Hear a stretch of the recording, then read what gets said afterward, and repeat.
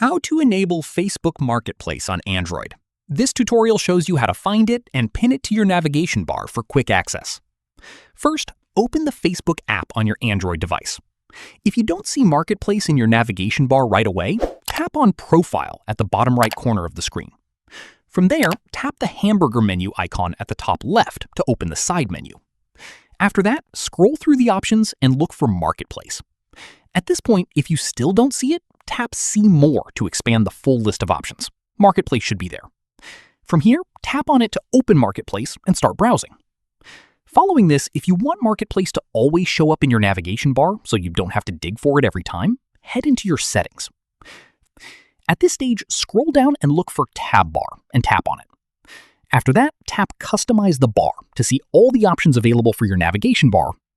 Finally, find Marketplace from the list and make sure it's set to Pinned. This will lock it into your navigation bar so it's always just one tap away. That's how you find and pin Facebook Marketplace on Android. If this helped, hit like, subscribe for more Android tutorials, and tap the bell so you never miss an upload. See you then!